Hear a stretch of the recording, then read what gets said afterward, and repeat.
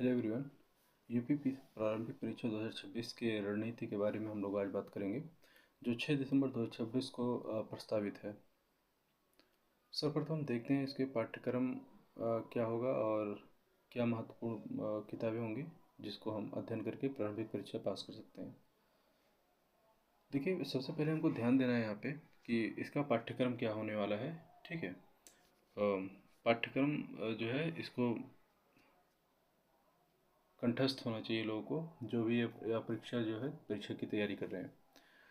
तो पाठ्यक्रम का गहन विश्लेषण, उसके बाद केवल प्रमुख पुस्तकों का अध्ययन करना है जो इम्पोर्टेंट बुक्स हैं, न कि बहुत अधिक पुस्तकों का जो है अध्ययन करना है। बहुत ज़्यादा जो है एक एक सब्जेक्ट के 3-3 4-4 पुस्तक नहीं रखना है, बस 1 से 2 पुस्तक मोर देन इनफ। प्रतिदिन लक्ष्य निर्धारित करना है कि कौन से लक्ष्य से जो है कौन सा टॉपिक आज तैयार करना है, उसको बढ़िया से पढ़ना है, अच्छे से उसको तैयार करना है। इसके साथ ही प्रत्येक विषय के शॉर्ट नोट्स बनाना है और पिछले वर्षों में पूछे गए जो प्रश्न हैं उसको ध्यानपूर्वक अध्ययन करना है। और अगर यूपीपीसीएस की बात किया जाए तो यहाँ पे एक पुस्तक आती है जो बहुत अच्छा रोल निभाती है प्रारंभिक परीक्षा के प्रारंभिक परीक्षा को पास करने में। उसका नाम है घटना चक्र। घटना चक्र पूर्वावलोकन, यह बहुत महत्वपूर्ण पुस्तक है जो घटना चक्र पूर्वावलोकन के नाम से आती है। और इसके 8 खंड होते हैं, 8 सब्जेक्ट के, और प्रत्येक जो है खंड को आप लेना है आपको, और उसका बहुत ही अच्छे तरीके से जो है अध्ययन करना है। इसमें क्या होता है कि हर एक क्वेश्चन का प्रीवियस ईयर क्वेश्चन दिया रहता है, साथ ही साथ उसका बहुत अच्छे से डिटेल्स में उसका व्याख्या किया रहता है। तो बहुत अच्छे तरीके से हमें जानकारी प्राप्त हो सकती है कि पिछले वर्षों में जो प्रश्न पूछे गए हैं और आने वाले वर्षों में कैसे प्रश्न बना सकता है, क्या पैटर्न हो सकती है। तो घटना चक्र से हमें यह जो है जानकारी प्राप्त हो सकती है। ठीक है, इसके साथ ही आप NCERT 6 to 12 पढ़ सकते हैं। अगर आप बिगनर हैं, एकदम बिगनर हैं, तो आप 6 to 12 पढ़िए। अगर आप अभी जो है पिछली कई परीक्षाएं दे चुके हैं तो 10 to 12 जो आप जानते हैं इसके बारे में, 10 to 12 ही इम्पोर्टेंट होगा। 6 to 12 में क्या है कि बहुत बेसिक से 6 to 9 तक का बहुत बेसिक तक समझाता है। उसके बाद 10 to 12 से ही हमको जो है अपना एग्ज़ाम पैटर्न पे जो संबंधित है उससे प्रश्न मिलते हैं NCERT से संबंधित। इसके साथ ही बहुत लोग कहते हैं कि प्रारंभिक परीक्षा की तैयारी स्पेशल की जाती है। देखिए, प्रारंभिक परीक्षा की कोई स्पेशल तैयारी नहीं होती। प्रारंभिक परीक्षा और साथ ही साथ मुख्य परीक्षा की तैयारी एक साथ ही किया जाता है। इससे क्या होता है कि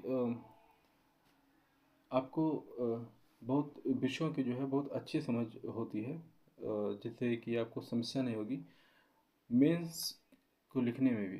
साथ ही साथ पीटी के लिए ऑटोमेटिक आप तैयारी सु होता ही जाएगा आपको, क्योंकि आप मेंस की जो है समझ विकसित हो गया आपके अंदर, तो आप पीटी ऑलरेडी आप तैयार कर सकते हैं। हाँ, मेंस में लिखने में क्या होता है कि मेंस का कोई भी प्रश्न तभी आप लिख सकते हैं जब भी उस टॉपिक की जो है बहुत गहन अध्ययन आपने किया हो, बहुत अच्छी तरह से समझ हो आपको, तभी आप मेंस में लिख सकते हैं। अन्यथा कुछ भी उसमें नहीं लिख सकते।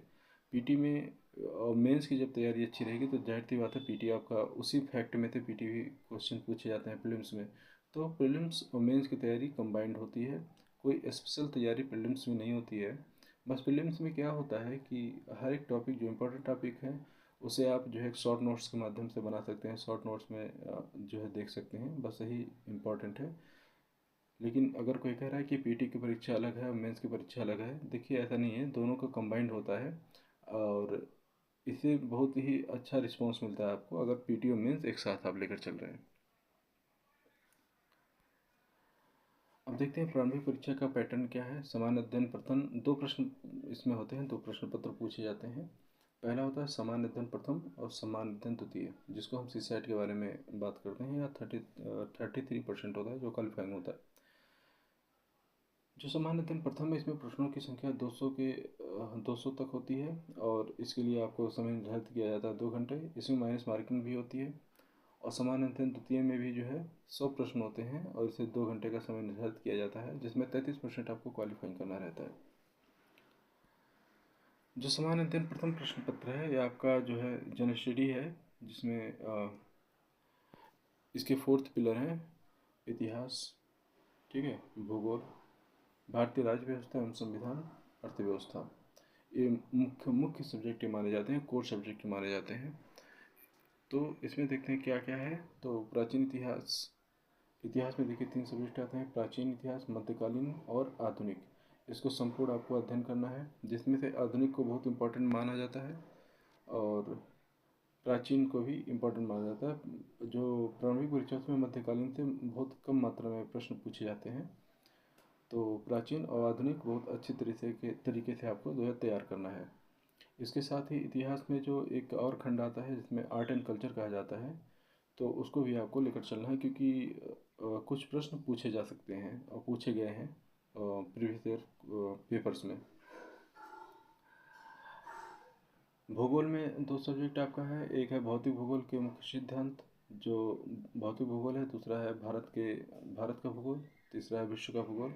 अगर आप यूपी का परीक्षा देने वाले हैं, जैसे यूपी पीसीएस, तो उसके लिए एक उत्तर प्रदेश की भौगोलिक स्थिति ये होती है, जो है उत्तर प्रदेश का भूगोल भी आपको बहुत अच्छी तरह से अध्ययन करना है।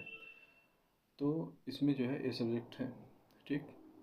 इसके बाद आता है भारतीय अर्थव्यवस्था एवं संविधान। तो भारतीय अर्थव्यवस्था को अच्छी तरह से आपको पढ़ना, भारतीय राज्य व्यवस्था एवं संविधान, माफ करिएगा, तो इसको बहुत अच्छी तरह से आपको पढ़ना है। इससे भी अच्छे खासे प्रश्न पूछे जाते हैं और बहुत ही इम्पोर्टेंट जो है रोल निभाता है प्रीलिम्स के पैटर्न ऑफ व्यू से, एग्जाम और व्यू से। साथ ही साथ अर्थव्यवस्था से कुछ प्रश्न पूछे जाते हैं। अच्छा, अर्थव्यवस्था में क्या होता है, की फैक्ट जो होते हैं, जो इम्पोर्टेंट जो पारंपरिक क्वेश्चंस हैं, उसको आपको देखना ही देखना है। साथ ही साथ करंट अफेयर से इसको अटैच करके आपको पढ़ना है। करंट अफेयर और जो पारंपरिक क्वेश्चंस हैं उसको मिला के जो है इसमें प्रश्न पूछे जाते हैं, और इसके लिए भी एनसीईआरटी आपको मोर देन इनफ होगा। साथ ही साथ एक रमेश सिंह का बुक आता है, उसे आप पढ़ सकते हैं।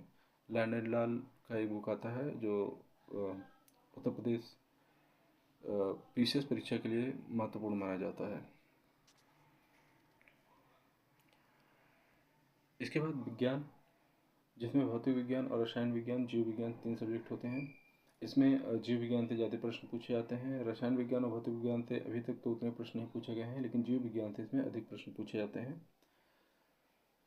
करंट अफेयर बहुत इंपॉर्टेंट रोल निभाता है इस प्रीलिम्स परीक्षा के व्यू से, क्योंकि करंट अफेयर के 30 से 35 क्वेश्चंस हर साल पूछे गए हैं। तो करंट अफेयर को आपको बहुत अच्छी तरह से पढ़ना है, क्योंकि समय अभी लगभग 6 से 7 महीने हैं। तो आपको अच्छी तरह से जो है करंट अफेयर को अध्ययन करना है और पर डे करंट अफेयर को लिखना पड़ेगा, जिससे कंटिन्यू आप पढ़ते रहें करंट अफेयर और अंतिम समय में आपको समस्या ना हो। अंतिम समय क्या होता है कि करंट अफेयर के करंट अफेयर्स के लिए एक बुक प्रकाशित करता है, दृष्टि घटना चक्र, जो आई दृष्टि के नाम से होता है। उसे आप देख सकते हैं। आई दृष्टि बहुत अच्छी बुक आती है, उसे लगभग लोग अध्ययन करते हैं। इतना जो है कहा जाता है कि वहाँ से जो है प्रश्न डायरेक्ट पूछे जाते हैं प्रीलिम्स में। इसके अलावा पर्यावरण परिस्थितिकी से क्वेश्चन पूछे गए हैं, लगभग 15 से 20 क्वेश्चन, 20 से 25 क्वेश्चन लगभग पर्यावरण परिस्थितिकी से पूछे गए हैं। तो इसको भी बहुत अच्छी तरह से आप अध्ययन करिएगा।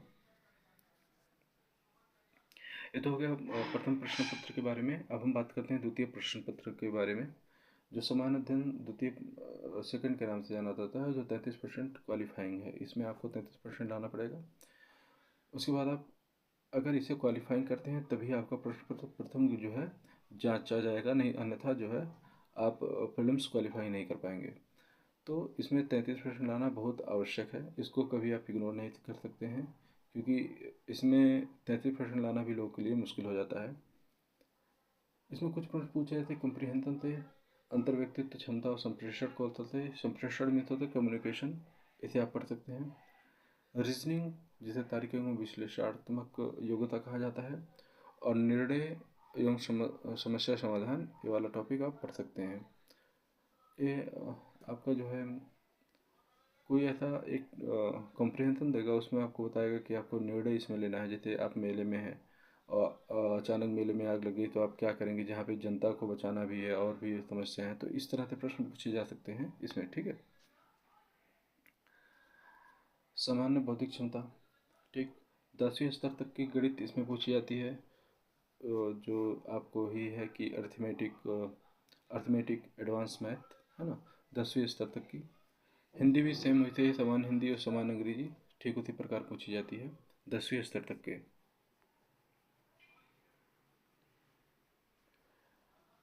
तो इतना आप जो है करिए। इसके अलावा जो है जो भी जो टॉपिक अभी स्टार्ट किए हम भी इससे चैनल पे, तो उसे आप देख सकते हैं।